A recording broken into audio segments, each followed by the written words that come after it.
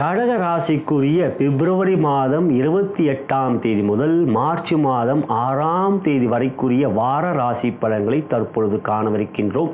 அதன் பிறகு இறுதியாக உங்களுடைய ஜென்ம நட்சத்திரத்துக்குரிய தாராபலம் கொண்ட சிறந்த நாட்களை அறியவிருக்கின்றோம்.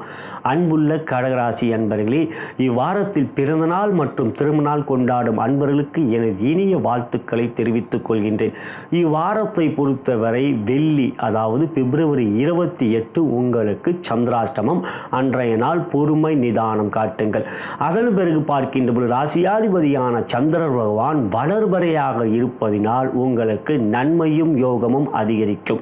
அஷ்டம சனி நடந்து கொண்டிருக்கிறது என்பதை மனதில் வைத்துக் கொள்ளுங்கள். சனியாக அனுமன் வழிபாடு செய்வது, சனி காயத்ரி கேட்பது நல்லது. இவ்வாரத்தை பொறுத்தவரை குரு சுக்கிரன் பரிவர்த்தனை மிக அற்புதமானது. லாபஸ்தானத்தில் குரு இருப்பது மிக பலமானது.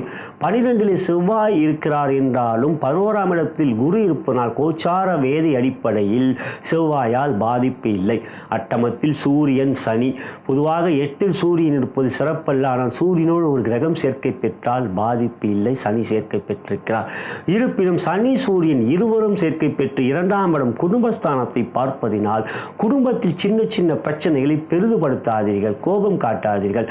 அஷ்டம சனி நடந்து கொண்டிருப்பது என்பது உங்களுக்கு அறிந்ததே. ஆனாலும் இந்த வாரத்தை பொறுத்தவரை 9ஆம் இடத்திலே புதன் சுக்கிரன் இருப்பதும், எட்டிலே சுக்கிரன் வக்ரம் பெறுவது திடீர் நன்மைகளை கொடுக்கும். 3ஆம் இடத்துக்குரிய புதன் பகவான் 9லே அமர்ந்து தன்னுடைய 7ஆம் பார்வையாக தன் சொந்த வீடான கன்னி ராசியை பார்க்கிறார். 3ஆம் இடம் பலம் பெறுகிறது. எனவே முயற்சி ஸ்தானம் பலம் பெறுவதனால் மனதிலே தைரியம், துணிச்சல். 3லே கேது இருப்பது இப்பொழுது பலம் அதிகரிக்கின்றது புதன் பார்க்கப்படுவதனால். எனவே முயற்சியிலே தைரியம், துணிச்சல், தன்னம்பிக்கை இருக்கும். விடாமுயற்சியோடு எந்த ஒரு செயலிலும் உங்கள் ஈடுபாட்டை காட்டுவீர்கள். ஆகையால் காரிய வெற்றிகள் இந்த வாரத்தில் இருக்கின்றது. மனம் தெளிவாக இருக்கும். வளர்பறை சந்திரனால் எந்த ஒரு விஷயத்திலும் பயம் இருக்காது. 10இல் 11இல்